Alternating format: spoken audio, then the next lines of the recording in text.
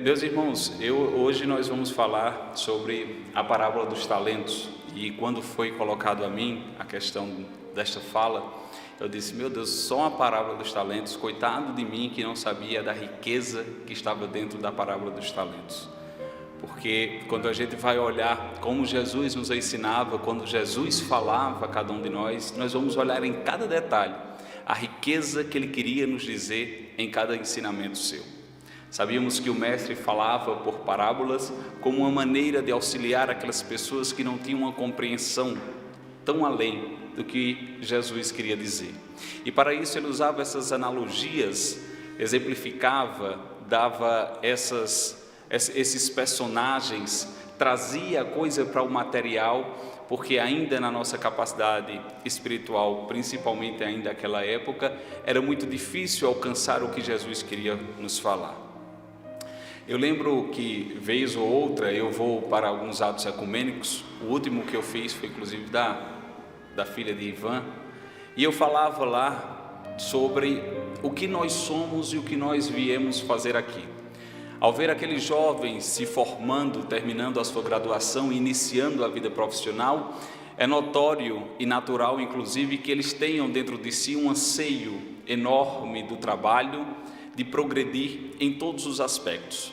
É evidente que ainda pela nossa ligação material que temos, nós pensamos em evolução e em crescimento profissional, quando possivelmente na nossa conta bancária o dinheiro cai muito mais rápido, e achamos muitas vezes que só isso é crescimento profissional e é sucesso. Mas eu perguntava e deixava a reflexão naquela noite sobre o que significava na verdade a nossa vinda à Terra e por que eles estavam ali se formando e para quê. Quando Francisco de Assis, na verdade a oração atribuída a Francisco de Assis, intitulada Oração de São Francisco, que inicia-se dizendo: Senhor, fazei-me instrumento de vossa paz. Assim, naquele mesmo momento, eu escutara uma canção de Aline Barros, evangélica, chamada Sonda-me, se eu não me engano, né? Isso. E ela dizia em uma parte da canção: usa-me, Senhor, como um farol que brilha à noite, enfim. Ela utilizava essa analogia e eu fiz essa ponte com a oração de São Francisco. E daí nós nos perguntamos e merecemos perguntar: quem somos? Instrumentos ou escolhidos? Porque muitos de nós costumamos nos falar como escolhidos de Deus. Então por isso que eu tenho o que eu tenho, que eu possuo o que eu possuo, que estou na família que eu estou. Quando as coisas estão muito bem para mim, é porque eu sou altamente merecedor do que eu tenho, e ponto. Então, eu sou um escolhido diante daquela situação. Quando nós esquecemos por vezes que nós é que precisamos nos fazer escolher, através de sermos instrumento de Deus. E a nossa busca é ser instrumento da divindade, não ser o escolhido da divindade. Deus não escolhe, Deus não faz acepção. Deus nos permite sermos instrumentos para nós mesmos conseguir encontrá-lo e encontrar o reino dos céus. Então, quando nós falamos em instrumento, é ser usado, como diz Aline Barros na sua canção, ser usado para que eu possa fazer o mundo progredir, para que eu progrida, mas também para que o meu semelhante consiga também progredir. Ser instrumento significa ser essa ponte na vida material para a vida espiritual. É conseguir tocar no seu irmão da maneira que ele compreenda que ele é muito mais do que ele imagina ser. É ser instrumento da divindade. Não ser escolhido, porque por vezes o escolhido torna-se pessoa parada. Já ganhei, já conquistei, daqui eu não preciso mais nada. Quando na verdade São Francisco de Assis, na oração atribuída a ele, não a ele exatamente, mas que retrata muito de como ele vivia a vida, dizia: Senhor, fazei-me instrumento de vossa paz, da paz que o Mestre Jesus nos deixou, eu vos deixo a minha paz. Se ele nos deixou algo, que eu possa ser instrumento para levar a paz que Ele deixou. Então somos instrumentos aqui para levar aquilo que recebemos em outro momento, que recebemos na erradicidade, ainda no mundo espiritual antes de reencarnarmos, mas que recebemos também aqui nesta vida. E aí a gente vai lembrar também de muito do que nós temos. É preciso ver se realmente nós estamos dando valor àquilo que nós temos. Muitos de nós utilizamos a gratidão como algo, como um sentimento que é falado e que é realmente. Entretanto, a gratidão ela precisa ir um pouco mais além do que apenas ser um sentimento.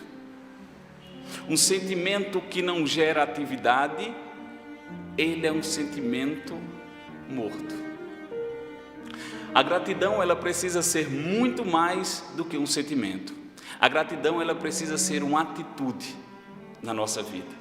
Muitos de nós dizemos assim: você já agradeceu pelo dia de hoje? Você já agradeceu a Deus? Já fiz a minha oração de agradecimento. Que bom. Você já agradeceu pelo que você tem? Já agradeci. Fazendo o quê? Uma oração, dizendo a Deus, sem reclamar por tudo que eu tenho. Mas será se nós agradecemos pelo que nós temos, dando ao outro? Será se realmente aquilo que eu tenho nessa existência veio para mim porque deve ficar parado comigo? Se um tem uma habilidade para certas coisas, outros para outras, será se na verdade aquilo que é dado para mim, que eu recebi, que eu tenho essa aptidão, é para ficar parado comigo? Será se eu tenho uma condição financeira, material, é apenas para eu dizer que eu vivo bem, que eu estou bem, que eu dou comodidade a mim, aos meus filhos, à minha família? Será se eu tenho saúde física, biológica, em dia, boa, não é também para que eu possa emprestar através dessa minha saúde àquele que encontra-se enfermo? Através da gratidão nós precisamos equilibrar e multiplicar. Minha esposa só não, estamos esperando o segundo filho agora. E ela dizia a mim: como a gente consegue dividir o amor para dois? Já tem um pequeno, como a gente vai dividir? Mas a gente não divide, a gente multiplica. A gente precisa aumentar, não é diminuir. Quando divide, diminui para cada um, mas quando multiplica, acrescenta para todos. E a gente precisa começar a aplicar a equação matemática de uma maneira mais correta. Solidariedade nem sempre é dividir. Solidariedade é multiplicar. Caridade nem sempre é dividir. Caridade é multiplicar. A multiplicação é o que gera. Está a minha professora de matemática ali olhando para mim dizendo: é isso mesmo. A dividir todo mundo perde um pouco. Todo mundo ganha, mas todo mundo perde. Na multiplicação todos ganham. Todos saem ganhando. E é isso que a gente precisa fazer. Descobrir os nossos talentos, aquilo que nos é dado. Quando eu era pequeno, certa vez eu tive uma aula sobre a parábola dos talentos. Pequeno, 10 anos. E eu cheguei todo empolgado em casa e perguntei à minha irmã: qual é o talento que Deus lhe deu? Aí ela disse: aquele do branco. Falou que era o chocolate, o talento. Eu disse: não, o talento é a habilidade. Lá vai eu explicar a ela. Você sabia que ela já estava mangando de mim, né? Mas quando nós vamos para o Evangelho de Jesus, quando a gente entra na parábola dos talentos, falado sobre essa instrumentalidade que nós precisamos ser na nossa vida, não nos tratar como simplesmente escolhidos, mas como instrumento dessa ponte, aquele que trabalha em busca dessa paz que Jesus nos deixou, do melhoramento íntimo. Nós entramos na parábola dos talentos, lá em Mateus, no capítulo 25, que é chamado, desse capítulo, dito do sermão profético. E nessa parábola, a partir do versículo 14, nós vamos trazer a habilidade como Jesus tinha para falar com o povo. Uma vez que da maneira material e materialista que nós somos, Jesus utiliza os talentos, que à época era a moeda, era o metal, para dizer a eles que eles precisavam entender através da quantia. E nos lembra a parábola que o Senhor ia sair em viagem e procurou os seus servos e deu a eles, ao primeiro 5, ao outro 2 e ao outro 1 talento. Veja, se nós já recebemos, se os servos recebem, algo já nos ensina: não é nosso, foi emprestado a gente, não é meu. O servo deixou lá, o Senhor deixou lá com os servos, não era já dos servos, os servos já não tinham os talentos. E veja a bondade de Jesus, a bondade de Deus, que Ele só nos entrega habilidades. Nós somos espíritos criados simples e ignorantes, e a partir daí nós só ganhamos. Só ganhamos. Até porque na parábola Jesus não nos diz que o Senhor entregou provações, entregou dificuldades, entregou dívidas. Não, Ele entregou montante, Ele entregou qualidade, Ele entregou talento. E tem aquela história: Deus faz sua parte e a gente faz a nossa. Agora é com você, agora é sua hora de começar a trabalhar. E o que você vai fazer com isso? Só que o Senhor, Ele não pediu nada em troca, Ele deu e saiu. E isso é que a gente também tem que começar a pensar e elucidar dentro de nós. Olhamos para o alto e dizemos: eu quero um sinal, eu quero que alguém, eu quero ir para uma reunião mediúnica e o Espírito me diga: olha, você tem que fazer isso, isso, isso, isso e isso. Eu quero ir para o atendimento fraterno, porque as pessoas às vezes vêm para o atendimento fraterno na casa espírita, aí sai triste do atendimento fraterno. Mas o que foi que houve? Não, pediram para eu ler o Evangelho, pediram para eu fazer umas orações, pediram para eu estudar, pediram para eu frequentar as reuniões. E a gente não percebe a grandiosidade de armas do bem que nós temos. E a gente fica esperando um sinal, porque às vezes a gente tem o produto, às vezes nota que temos o produto, e às vezes a gente não sabe usar o produto. Eu acho que eu ainda tenho uns eletrodomésticos lá em casa, numa caixa, porque eu não sei como é que mexe direito. A gente não pega o manual para dar uma olhadinha. A gente quer que alguém venha, ligue o eletrodoméstico, mostre como é e ainda faça a comida dentro do eletrodoméstico. A gente não utiliza. A gente tem aquilo que facilita a nossa vida, a gente tem a tecnologia que facilita a nossa vida, mas a gente ainda continua utilizando aparelhos antigos, porque nós não sabemos usar o que nós temos.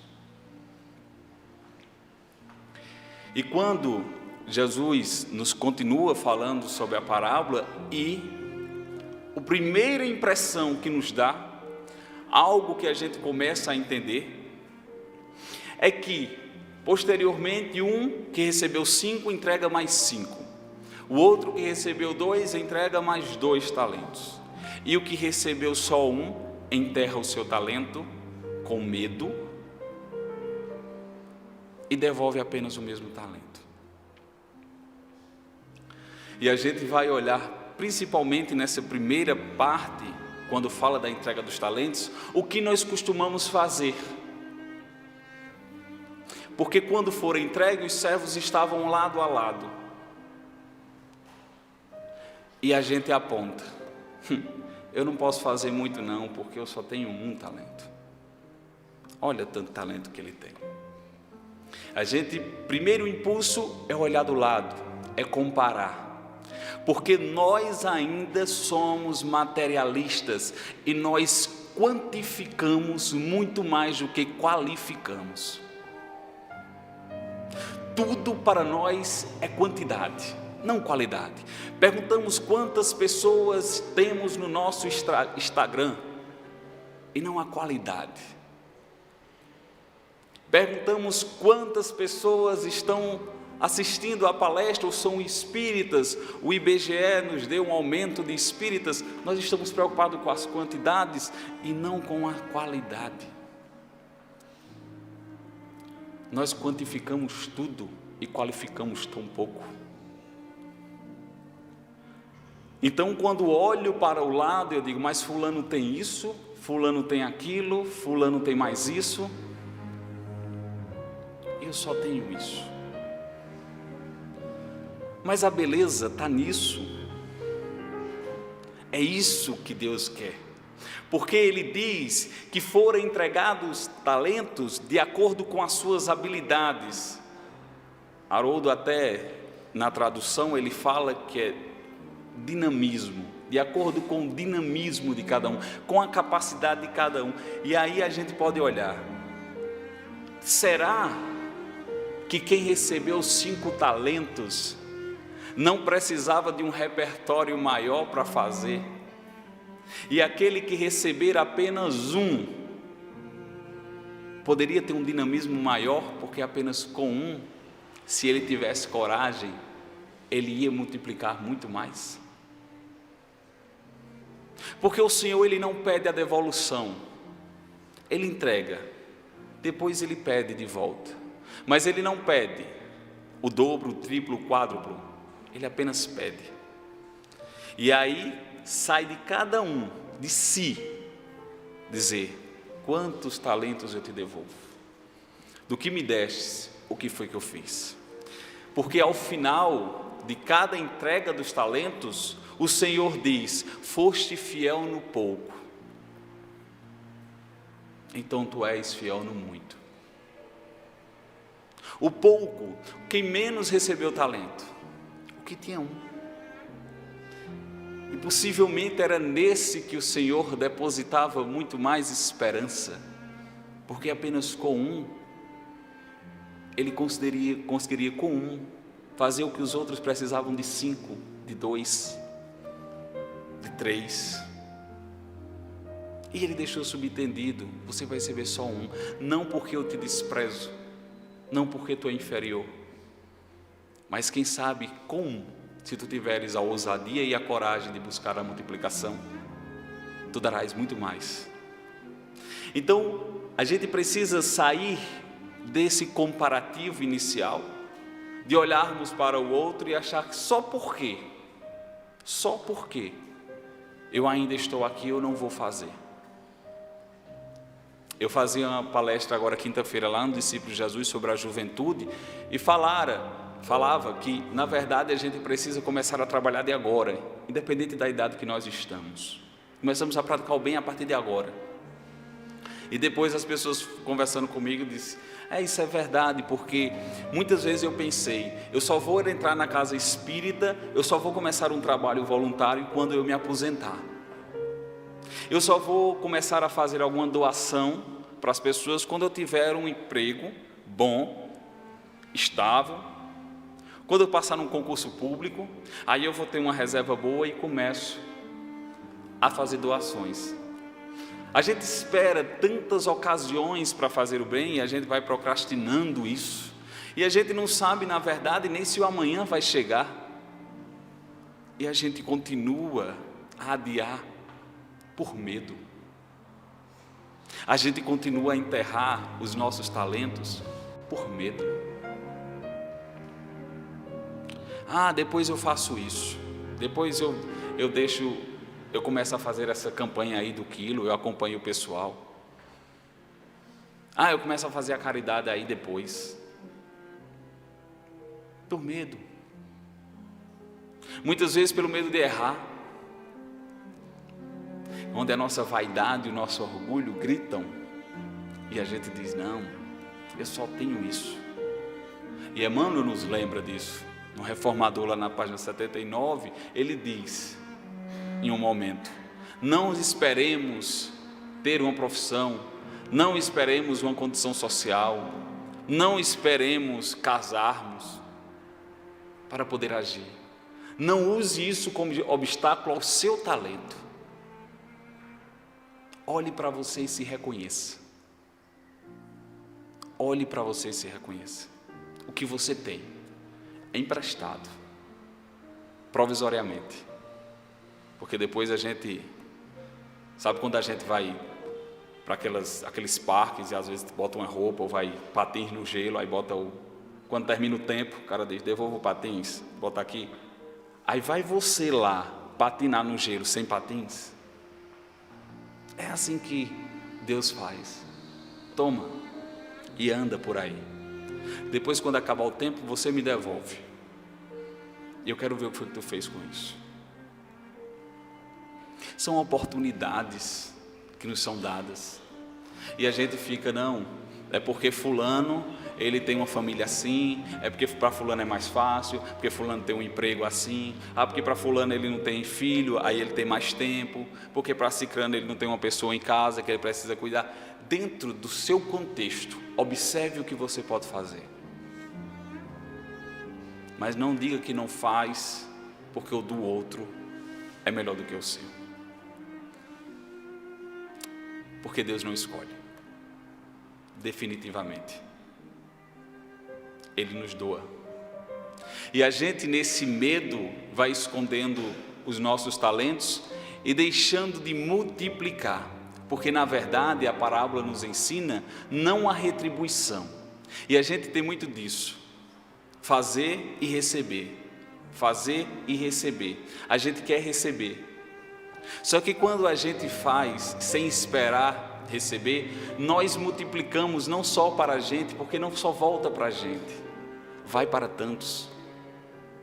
Cada pessoa que ora por uma, quantos espíritos também desencarnados ela auxilia na sua oração.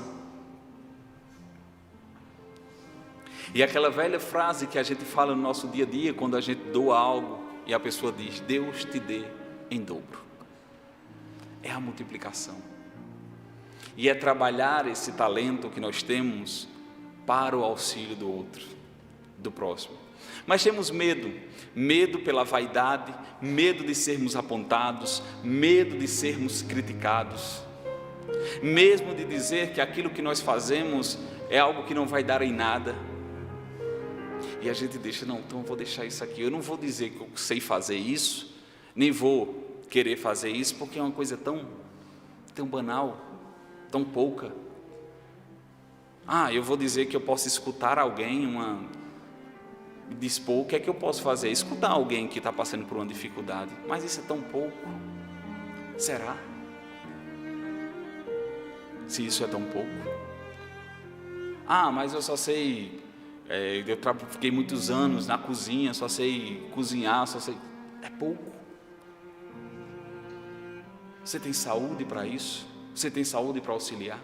É pouco. Então, quando a gente começa a se reconhecer, nós vamos reconhecendo também aquelas habilidades que nós temos, que não são poucas. Imaginemos se Chico Xavier, através das críticas que recebera, tivesse desistido. Imaginemos se Kardec, pelas críticas que recebeu, tivesse desistido. Nós não estaríamos possivelmente aqui, falando sobre essa doutrina da forma que estamos falando.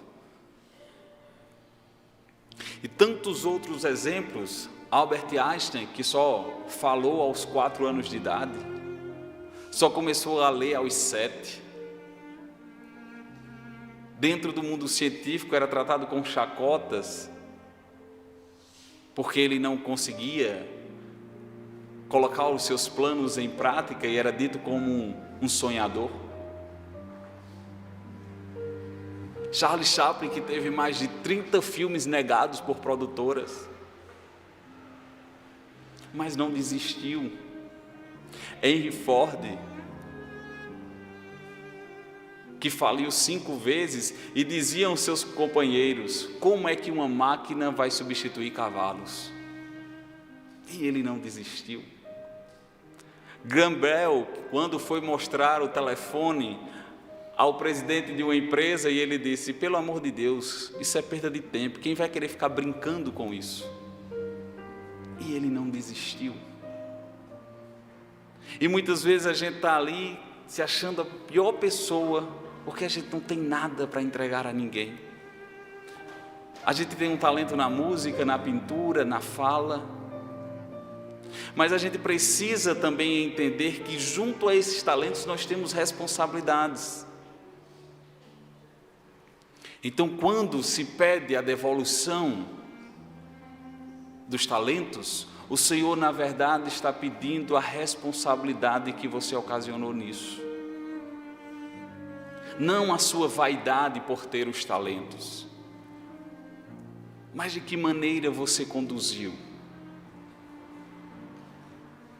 Porque pensamos muitas vezes que por termos muitos talentos, nós já não devemos fazer muita coisa, e aí acabamos de esquecer de fazer também o bem. E quando a gente coloca esse talento para fora, normalmente nós fazemos o bem. E o que seria, na verdade, como lembra os espíritos, o mal? A ausência desse bem. Na pergunta 643 do Livro dos Espíritos, Kardec pergunta: há alguma pessoa, pela sua posição, que está impedida de fazer o bem? Sei lá, ela está num local, em um momento que ela não tem como fazer o bem. E os Espíritos dizem: não, a não ser o egoísta. Mas todos podem fazer o bem, e isso ocorre todo dia. E ele dá um lembrete fantástico, os Espíritos nos dão um lembrete fantástico. Entretanto, fazer o bem não significa ser apenas caridoso, mas significa ser útil. Ser caridoso e útil. E aí eu lembro de uma palestra de Mário Sérgio Cortella, professor da USP, que ele diz: você faz o seu possível ou você faz o seu melhor? Porque nós colocamos nas circunstâncias do tempo, nós colocamos em tudo que é externo o motivo de nós não irmos além. Certa vez Cristiano Ronaldo, jogador, ele foi perguntado: qual é o motivo de tanto sucesso? Qual é o motivo de um desempenho tão formidável?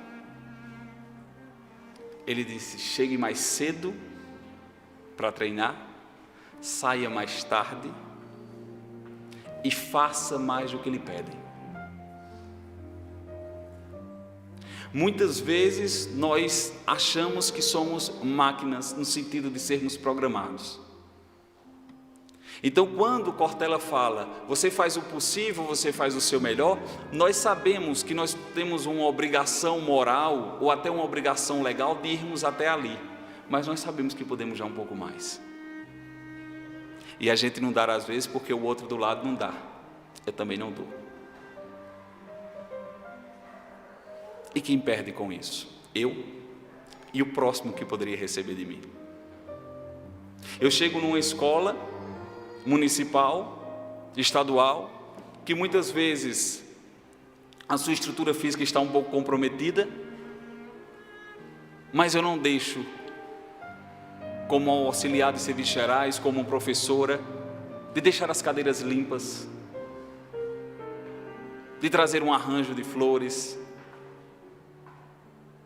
Eu não estou fazendo o possível, eu estou fazendo o meu melhor, dentro daquilo que me é oferecido. Se eu não tenho as condições e os recursos materiais para ajudar da maneira que eu poderia ajudar, eu auxilio de outra maneira, no meu possível.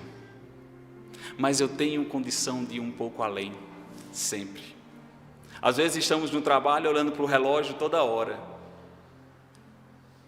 Não, estou esperando só dar a hora para eu assinar e ir embora.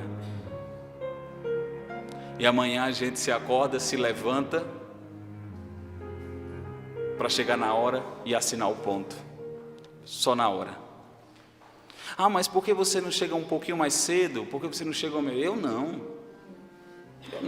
Fulano não chega, ciclano não chega. Eu não. E a gente esquece de dar esse que a mais, de fazer o nosso melhor. E a gente se iguala. E a gente possivelmente pode ter recebido o talento de ficar um pouco mais, de trabalhar um pouco mais, de se esforçar um pouco mais.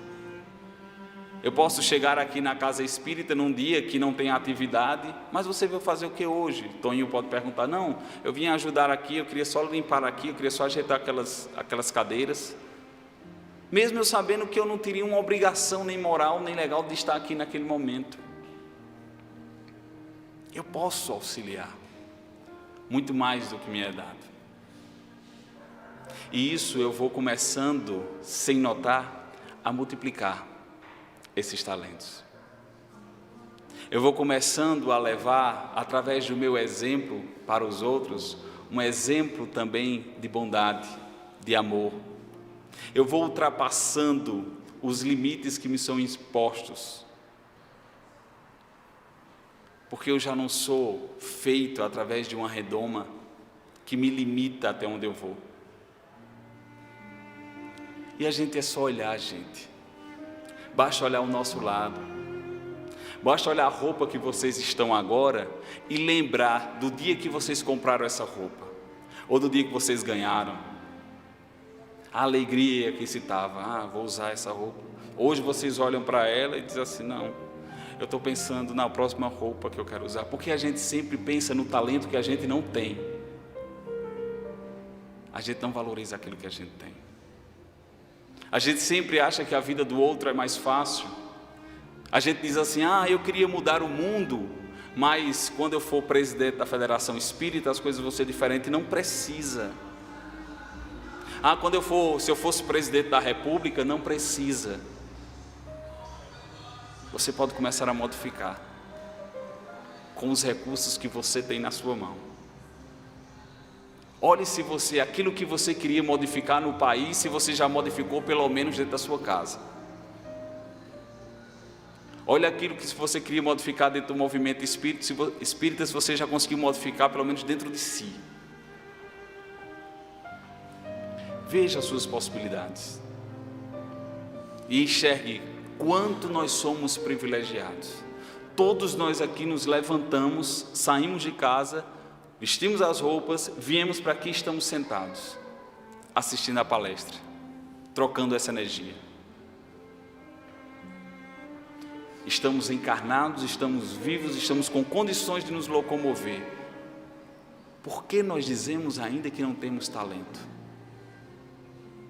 O talento seu como pai, o talento seu como mãe, como você está trabalhando isso? O talento seu como colega, como filho. Talento não são coisas extraordinárias que nós pensamos. O seu talento de escutar o outro, o seu talento de falar, o seu talento de calar, o seu talento de perdoar, o seu talento de agir em benefício do outro. Quando Cortella fala isso, fazer mais, Emmanuel também nos lembra. E ele diz uma frase fantástica: o amor começa quando o dever termina. Eu não tenho mais obrigação, mas eu continuo aqui.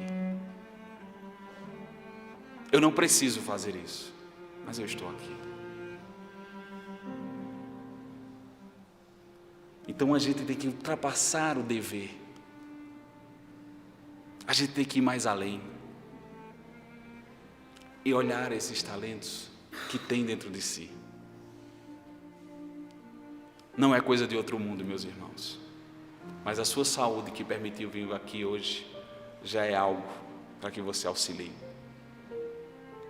E que a gente não enterre esses nossos talentos, que não tenhamos medo, que na verdade agradeçamos a Deus, mas de forma em movimento, em atitude, em devolução ao outro, que sejamos na verdade esse instrumento de paz, de amor, que nos qualifiquemos a cada dia e deixamos a quantidade de lado.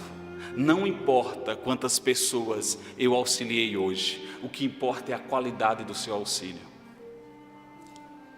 Não importa quantas pessoas lhe aplaudiram ou lhe viram, o que importa é a qualidade do que você fez. Sejamos instrumentos, mas instrumentos com qualidade. E agradeçamos a Deus, a tudo que nós temos, porque tudo é qualidade. Aquilo que ainda é dificuldade, aquilo que ainda nós consideramos defeitos morais, ainda é porque precisamos aprender. Mas o que nós já temos, de poder raciocinar, discernir, escolher, já são talentos dados por Deus. E nós só podemos agradecer. E talento é orar também pelo outro, pelo que não tem, pelo que agora está em falta. É reconhecer o que tem e orar pelo que não tem. Por isso que Divaldo Franco, através de Amélia Rodrigues, utilizou o poema da gratidão como uma das formas maiores de executar o seu talento, através da psicografia, do auxílio, do bálsamo que deu para o outro, através da oração que todos nós possamos fazer apenas em mentalizar um ser. Apenas as nossas intenções que estão nos corações, nós podemos modificar a vida das pessoas, mas com qualidade e como instrumento. Divaldo nos diz: obrigado, Senhor, pelo que me destes, obrigado pelo que me dás, obrigado pela vida, pelo pão, pelo ar, pela paz, obrigado pela beleza que os meus olhos podem ver no altar da natureza, olhos que fitam o céu, a terra e o mar, que acompanha a ave ligeira que corre fagueiro no céu de anil e se detém na relva verde, salpicada de flores, em tonalidades mil. Obrigado, Senhor, porque eu posso ver o meu amor, mas diante da minha visão vejo tantos cegos na escuridão, tropeçando na multidão, chorando na solidão. A eles eu oro e a Ti peço comiseração, porque eu sei que depois dessa vida, em outra lida, eles também enxergarão. Obrigado, Senhor, pelos meus ouvidos, ouvidos que foram dados por Deus, que ouve o tamborilar da chuva no telheiro, a melodia dos ventos nos ramos do almeiro, a voz e a lágrima que chora no coração do mundo inteiro. Ouvidos que ouvem a música do povo que desce o morro na praça a cantar a canção dos imortais, que se escuta uma só vez e não esquece jamais. A voz melancólica, canora e melodiosa do boiadeiro, e a dor que geme, que chora no mundo inteiro. Pela minha alegria de ouvir, pelos surdos eu quero te pedir, porque eu sei que depois dessa dor, no teu reino de amor, eles voltarão a sentir. Obrigado pela minha voz, mas também pela sua voz, pela voz que ensina, que alfabetiza, que educa, que trauteia uma canção e que teu nome profere com sentido e emoção. Pela minha melodia eu quero te rogar pelos que sofrem de afasia, eles não cantam de noite, eles não falam de dia. Oro por eles, porque eu sei que depois dessa prova, na vida nova, eles também falarão. Obrigado pelas minhas mãos, mas também pelas mãos que aram, que semeiam, que agasalham, as mãos de ternura que impedem a amargura, mãos que tocam mãos de caridade, de solidariedade, as mãos dos adeuses que deixam feridas, as mãos que enxugam lágrimas de dores sofridas, as mãos de poesias, de sinfonias, de cirurgias, de psicografias, as mãos que atendem à velhice, a dor, o desamor, as mãos que embalam no seio o corpo de um filho alheio, sem receio, aos meus pés que me ajudam a caminhar. Obrigado, Senhor, porque eu posso me movimentar, e diante do meu corpo perfeito eu quero a Ti orar, porque eu vejo aqui na terra tantos decepados, paralisados, amputados, que não podem se movimentar. A eles eu quero orar, porque eu sei que depois dessa expiação, na outra encarnação, eles também bailarão. Obrigado, Senhor, finalmente pelo meu lar, e é tão maravilhoso ter um lar. Não é importante se esse lar é uma mansão, é uma favela, é uma tapera, é um ninho, é um bragado de dor, é um bangalô, é uma casa no caminho, seja lá o que for. O importante é que tenha nele o amor de mulher, o amor de mãe, o amor de pai, a mulher o marido, a irmã, o irmão, a companhia de um amigo ou de um cão, alguém que estenda a mão. Mas mesmo se eu não tiver ninguém para me amar, nem um teto para me agasalhar, nem uma cama para que eu possa me deitar, mesmo assim eu não reclamarei. Ao contrário, eu te direi: obrigado, Senhor. Obrigado porque eu nasci. Obrigado porque eu creio em Ti. Pelo Teu amor. Muito obrigado, Senhor.